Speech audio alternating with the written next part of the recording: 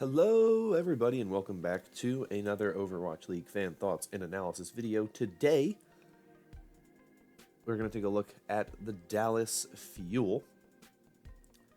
Dallas Fuel didn't have a great season last season, finished 10-18, minus 27, but they had a 9-win record going into Stage 3. So, they had a very, very, very bad second half of the season. They won one game in the last two stages, and it was their first match of Stage 3. So, obviously, this team did not perform well in the long run, and it meant that they didn't perform well in the overall standings. So, looking at this team, what do they have, and is it going to be better than what they had before? So let's start with the coaching staff, because the coaching staff did have some changes. Arrow, of course, still the head coach, but assistant coaches Jane and Damon are no longer there. Jane, of course, moving on to make content. He's now a content creator, both for himself and for Team Envy. And Damon was just let go. So that is what you have with them, which is interesting. So they still have Arrow, obviously still have Vol'jin and Tikati as their coaching staff, which is interesting. I think Arrow's performance in the World Cup was very good for him, because I think there were a lot of people out there who were doubting Arrow as a coach. But the fact that he was able to come out and absolutely dominate in the World Cup, I think that had a lot of people looking pretty good. Now, the one problem with that is that was a really good roster, and he doesn't have any of those players on his team. So the question comes in, well, okay, so he did a lot with, like, arguably the best roster at the World Cup. So how would that reflect when you don't have that great of a roster? And that's really where your coaching chops are kind of tested. So let's take a look at the Dallas Fuel roster and see what I think about it. So the only player that they're not returning from last season is OG, who they traded to the LA Gladiators for Decay. So let's start with Decay and the other DPS players. Their DPS line is Taimu, AKM, Zachary, Decay, and Doha. Obviously, Taimu, AKM, Zachary were with this team last season. Decay was with the LA Gladiators, and Doha comes out of Contenders Korea. He used to play for Element Mystic, who are arguably the best team outside of the Overwatch League in the world. They're very, very good. And he was that team's flex DPS player. He's playing some Sombra, some Reaper, some Doomfist, Hanzo, Genji. Those are kind of the heroes he's known for. But obviously recently, Doomfist and Reaper have been the two main damage heroes. Now, what's interesting about this DPS lineup is they added Decay, who going into the 2019 season was kind of like the big name. Everybody wanted Decay. There was like a bidding war for Decay. A bunch of players, or a bunch of teams were trying to sign him. The Gladiators ended up winning that bidding war, getting Decay. And where it gets interesting to me, and where it becomes something that is questioning, is I don't think Decay really had all that great of a year last season. He was a fine player. He wasn't a bad player by any means, but he definitely was not the best player in the league when, with damage. I mean, even like new damage dealers who are new to the league. Hacksaw performed better. I think So Min Soo performed better. Corey performed better. Stratus performed better at times. So Decay was a fine player, but with the way that roster was built, he didn't really shine all that much, and maybe that's not really the type of player he is. Maybe he's not meant to be a shine player, but it's an interesting thing to have going on here. And you pair him with Doha. I don't know how well this is going to work. I don't think it's going to work poorly, per se. I'm just curious to see how well this team is able to work together and this damage line is going to work together, especially because I don't expect to see much Taimu or AKM or Zachary if they really like Decay and Doha. Maybe we see some AKM in there every so often, and maybe we see some Taimu in there every so often, and maybe we see Zachary kind of put in every so often. But I don't expect them to be players that play a lot. I expect it to be mostly Decay and Doha because I think they're the two better players. But it's interesting to me because I think if you look at this team, and you look at where they are, and you look at what they are, they have way too many players, I think, they got to get rid of. And I think you could have bolstered this damage line a little bit better if you didn't have as many players, but of course they're stuck with those players. Next, we look at their tank line. Tanks, they have Mickey, they have Note, they have Trill, and they have Gamsu. So Gamsu, of course, coming over from the Shanghai Dragons in free agency to play alongside Note again. What I think is interesting about this tank line is I expect Gamsu Note to be the starters. Trill maybe gets some playtime every so often. We saw him playing over OG a decent amount last season. So it's possible he could get some play over Gamsu. It's possible he could start over Gamsu, but I would expect it to be Gamsu and Note. They already have pre-existing synergy. Gamsu's a very solid main tank player. He's one of my favorites as a person as well. I think he's just a fun player to watch sometimes. So I expect that to be their tank line. I don't expect Mickey to play at all unless it's like stage 4, or I guess it's not really stage 4, unless it's like the end of the season and they're already out of playoffs and they have no chance of doing anything, so they just put him in again. But he's one of those players that they don't need on this roster. Like, I like Mickey a lot as a person and as a player. But he's obviously not going to be a starter for this team. Just based on what they've done and what they've shown. And I think that he's the kind of player that, you don't want to get rid of Mickey because Mickey's Mickey and he's a very good personality. But at the same time, like, you want to get rid of Mickey because he doesn't really have a spot on this roster anymore. And he's just kind of taking up room. They could be using to get some other players because they have a need for players, in my opinion, and I think that's one of the places they need to look at improving their roster, is getting rid of some of these unnecessary players that they don't really need on their roster. Now, I think Note and Gamsu are both very good, and I think that tank line will be just fine. And if you're in Trill and Note as well, I think it'll be fine too. So I'm not worried about their tank line. I think their tank line is fine. I'm also not really worried about their support line either, with Closer, Unco, and Harry Hook. I don't expect Harry Hook to play a lot. He'll probably still just be the substitute for either of them if they need it. I think Closer and Unco are fine. I think they're both good.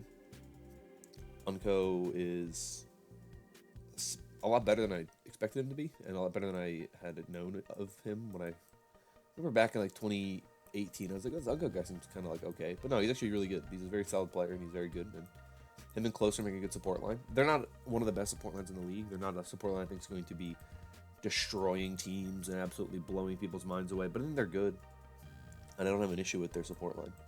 And then Harry Hook as like a backup is a good thing to have. But this roster to me is very interesting because I'm not crazy about it. I think it's a better roster than what they had last season. Gamsu and OG are, I think, around the same of how good they are. I think OG might be slightly better than Gamsu is, but I think Gamsu is still really good. I think what you get with Gamsu is somebody who is a veteran, like a true veteran. He's been around esports forever. He played League of Legends esports. Now he's in Overwatch esports. So you're getting a guy who is a veteran. This man has been killing it. He's been around for a while, and I think he's just a good guy to have on a team. He's not really like a problem player. Not saying that OG is, but Gamsu is not. So that's you don't have to worry about anything like that with Gamsu. So that's always kind of like a good safe play to make. And if you trade OG and get Decay, and then you can get Gamsu in free agency, like I think that's a good trade-off to make. So I thought that their free agency, I think, has actually been very good. And I think they've made the right moves. But the problem they still have is they still have all of their players under contract, right? The problem is that they locked into these contracts that are really long because they had a good stage 4 back in 2018. And they were like, oh, well, this team's going to be fine. We're going to just sign a bunch of these players to contracts and call it a day. And now they have a bunch of players still under contract that really don't need to be under contract, like Mickey and like Taimu and possibly even like AKM and Zachary. Players who didn't really perform all that well and impress people all that well. And it's the kind of thing you say, how long are they going to keep these players on this team? How long are they under contract for? Because I get the feeling that as soon as they become a player option, they're just going to get rid of them because they don't need them and they're taking up so much space on this roster that they could be using to actively improve this roster a lot.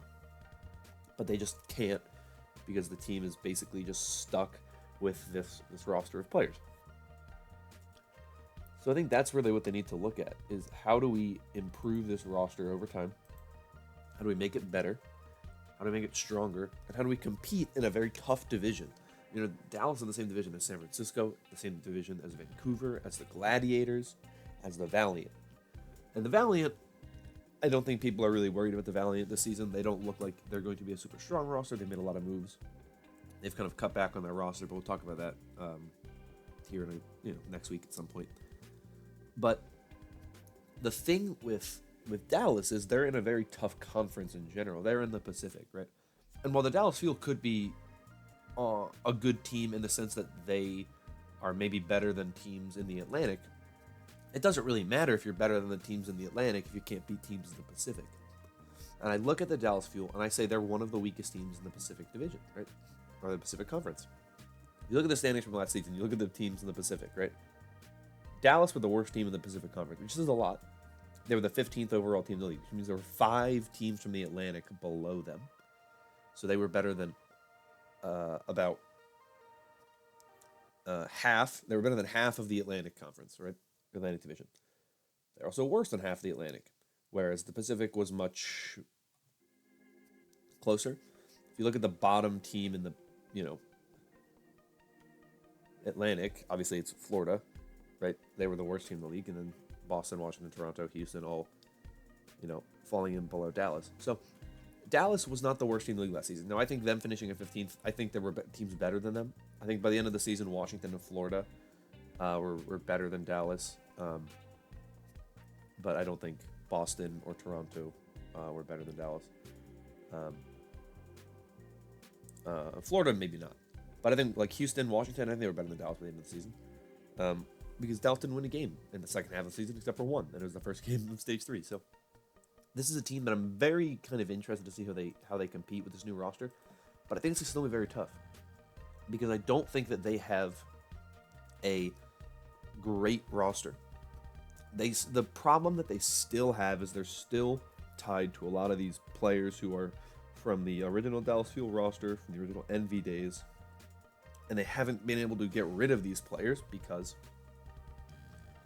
they are under contract. And they could, in theory, release the players, but they would still be under contract.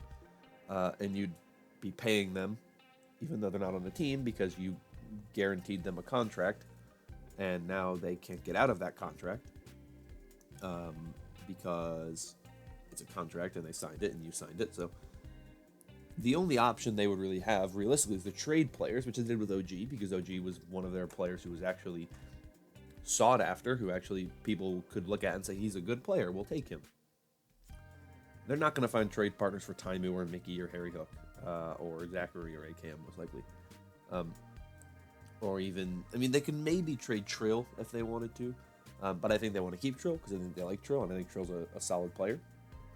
So I look at this team and I look at what they've done. I look at just the whole team as a group, as a collective, and I'm just not super confident in this team's abilities to have a great season in 2020. I know they have a lot of homestands. They're one of the teams that has a large number of homestands, which is going to really benefit them.